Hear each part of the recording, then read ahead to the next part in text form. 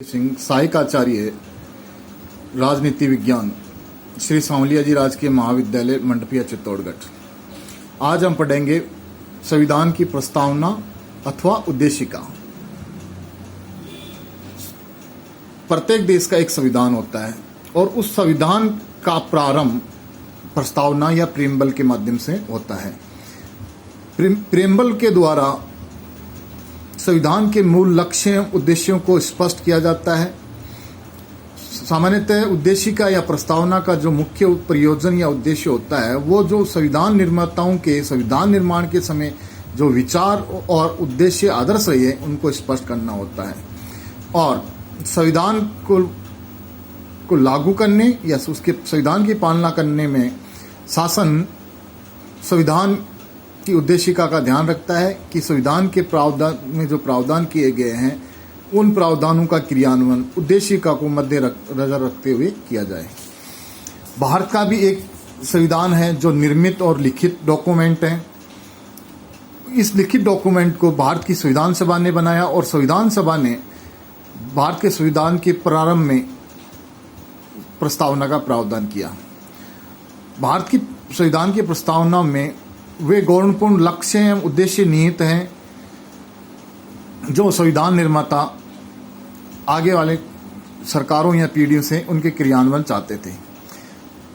प्रस्तावना में मुख्यतः 13 दिसंबर 1949 को संविधान सभा के प्रथम अधिवेशन में पंडित जवाहरलाल नेहरू द्वारा प्रस्तुत उद्देश्य प्रस्ताव के प्रमुख लक्ष्यों एवं आदर्शों को स्थान दिया गया। इस प्रकार हम कह सकते हैं कि प्रस्तावना एक प्रकार से ऑब्जेक्टिव रिजोल्यूशन का प्रतिबिंब है। भारत का संविधान 26 नवंबर 1949 को अंगीकृत एवं आत्मसम्मिलित किया गया और 26 नवंबर को हम संविधान के दिवस के रूप में भी मनाते हैं और भारत का संविधान 26 जनवरी 1950 को लागू हुआ और इस दिन को यानी 26 जनवरी को हम गणतंत्र दिवस के रूप में मनाते हैं।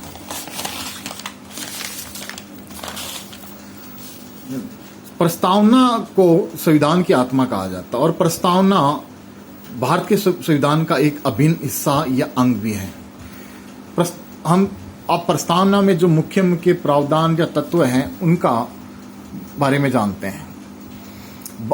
पहला प्रावधान है हम भारत के लोग संविधान को अंगीकृत अधिनियमित एवं आत्मसम्मित करते हैं। इसका मतलब यह हुआ कि जो भारत का संविधान है वो भारत की जनता के द्वारा बनाया गया है और भारत की जनता ने इसको अपने लिए बनाया है। इस प्रकार हम कह सकते हैं कि हम भारत के लोग, यानी इसका मतलब ये है कि भारत की जो संप्रभुता है वो भारत की जनता में निहित है, अन्य किसी व्यक्ति या सरकार में निहित नहीं है, ना संसद में है ना सरकार के अंदर निहित है, अपितु भारत की जनता के अंदर निहित है। दूसरा प्रावधान जो अपन इसमें देखते हैं कि संपूर्ण प्रभुत्व संपन्न समाजवादी धर्मनिरपेक्ष लोकतांत्रिक गणराज्य, यानी कि जो भारत की प्रस्तावना है, संविधान की प्रस्तावना है, वो भारत को एक सॉवरेन स्टेट बनाती है और उसका जो ढांचा है वो पूंजीवादी न होकर समाजवादी ढांचा रखा गया है और भारत को एक धर्मनिरपेक्ष यानी ऐसा राज्य जो किसी धर्म विशेष को राज्य का धर्म नहीं मानता, अपितु सभी धर्मों के लोगों को समान नजरिए से देखता है और सभी धर्मों के लोगों को अपने धर्म को या अपनी आस्था को मानने और उसका पालन करने का अधिकार है और धर्म के आधार पर व्यक्तियों में किसी प्रकार का भेदभाव नहीं किया जाता। कई देश किसी धर्म विशेष को अपना राष्ट्रीय धर्म घोषित करते हैं और वो थियोटिकल या धार्मिक राज्य, थियोक्रेटिक स्टेट या धार्मिक राज्य बन जाते हैं। नेक्स्ट प्रावधान है इसमें लोकतांत्रिक। इसका मतलब ये है कि जो भारत है वह कोई राजतंत्रात्मक या अधिनायकवादी गणराज्य नहीं है, अपितु वह लोकतांत्रिक राज्य है या उस लोकतांत्रिक राज्य में जनता अपने जनप्रतिनिधियों का चुनाव के माध्यम से चुनती है और अपनी जो संप्रभुता है वो अपने चुने हुए प्रतिनिधि को सौंपती है ताकि वो उनके लिए शासन करे, उनके कल्याण के लिए कार्य करे। अगला प्रावधान है इसके अंदर गणराज्य। गणराज्य का मतलब ये होता है कि जिस राज्य का राष्ट्राध्यक्ष वंशानुगत न होकर प्रत्यक्ष या अप्रत्यक्ष रूप से जनता के द्वारा चुना जाता है। और भारत में जो राज्याध्यक्ष है राष्ट्रपति है, जो संसद के दोनों सदनों लोकसभा और राज्यसभा राज्य विधानसभाओं के निर्वाचित सदस्यों के माध्यम से, यानी हम कह सकते हैं कि अप्रत्यक्ष रूप से उसका चुनाव होता है। इस प्रकार हमारा जो भारतवर्ष है वो रिपब्लिक इंडिया है या गणराज्य है। नेक्स्ट उद्देश्य क्या है? व्यक्तियों के लिए, समाज के लिए न्याय की व्यवस्था की है और न्याय के 3 शब्दों का प्रयोग किया: सामाजिक, आर्थिक एवं राजनीतिक न्याय।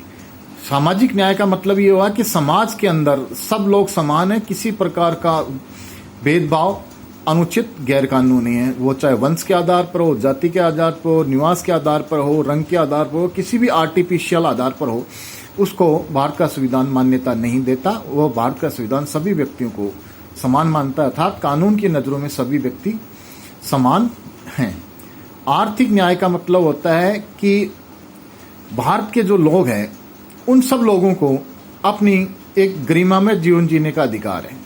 उस गरिमामय जीवन जीने के लिए उनको रोजगार चाहिए और रोजगार या व्यवसाय करने की सभी व्यक्तियों को स्वतंत्रता दी गई है। और सरकार कमजोर वर्गों के लिए विशेष प्रावधान जैसे आरक्षण का प्रावधान, उनको सब्सिडी, स्कॉलरशिप, इस प्रकार अनेक प्रावधानों के माध्यम से उनकी आजीविका प्रावधान करता है और उनको जीवन स्तर को सुधारने का प्रयास करता है। अगला है राजनीतिक न्याय। इस राजनीतिक न्याय से तात्पर्य यह है कि भारत एक लोकतांत्रिक गणराज्य है। लोकतांत्रिक गणराज्य होने के नाते कि प्रत्येक व्यक्ति को राजनीतिक प्रक्रिया में भाग लेने का, हिस्सा लेने का अधिकार है। व्यक्ति, कोई भी व्यक्ति चुनाव लड़ सकता है जो कानून सम्मत रूप से उस पद के लिए योग्य हो और प्रत्येक व्यक्ति को अपना स्वतंत्रता व निष्पक्ष रूप से निर्भीक होकर मतदान करने का अधिकार है। अगला प्रावधान है स्वतंत्रता, समानता और बंधुत्व। किसी भी लोकतांत्रिक देश के लिए स्वतंत्रता, समानता और बंधुत्व आधारभूत पिलर होते हैं। फ्रेंच रिवॉल्यूशन के ये 3 प्रमुख नारे थे: स्वतंत्रता, समानता और बंधुत्व। स्वतंत्रता से मतलब है कि देश में व्यक्ति आजाद है, स्वतंत्र है, वो किसी का गुलाम नहीं है। वो स्वतंत्रता पूर्वक अपने जीवन का गरिमामय रूप से निर्वहन कर सकता है।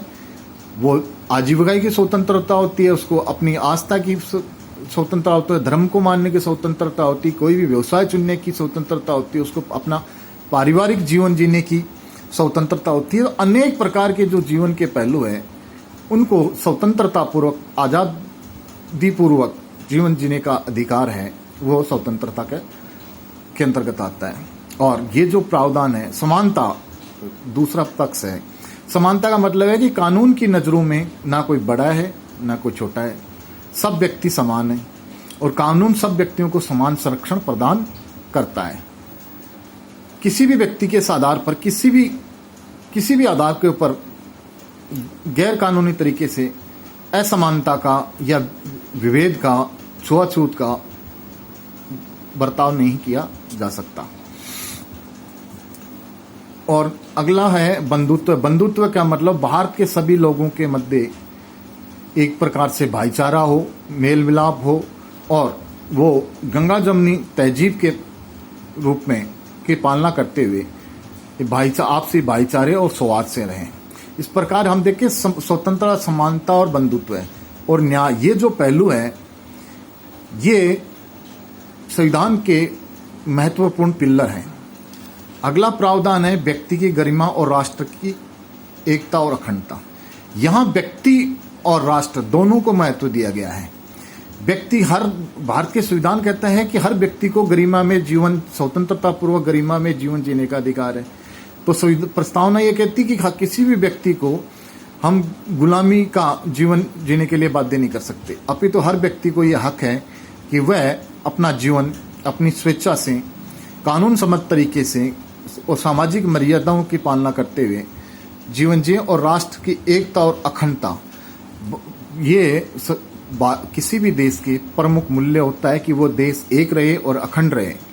अगर उसकी एकता और अखंडता पर किसी भी प्रकार का कोई आक्षेप आता है, कोई खतरा महसूस होता है, तो भारत के प्रत्येक व्यक्ति की और भारत के शासन की दायित्व है कि वो भारत की एकता और अखंडता की रक्षा करें, और जो इस अखंडता को और एकता को भंग करने की कोशिश करता है, उस पर खतरा पैदा करने की कोशिश करता है, उसको मुंह तोड़ जवाब दें और उसके खिलाफ कठोर कार्रवाई करें। इस प्रकार हम देखते हैं कि ये जो प्रावधान है प्रस्तावना में, आर्थिक, सामाजिक, राजनीतिक न्याय, स्वतंत्रता, समानता, बंधुत्व, व्यक्ति की गरिमा, राष्ट्र की एकता और अखंडता, ये जो संविधान के भाग 3 और 4 में मौलिक अधिकार, नीति निर्देशक तत्व और मूल कर्तव्य, उनको रिफ्लेक्ट करता है। भारत की 42वें संविधान संशोधन के द्वारा भारत की संविधान की प्रस्तावना में कुछ संशोधन किए गए और 3 नए शब्द जोड़े गए। समाजवादी, धर्मनिरपेक्ष और अखंडता शब्द जोड़े गए। मूल रूप से जब संविधान बना था उस समय प्रस्तावना में ये शब्द नहीं जोड़े गए थे, परंतु 1976 में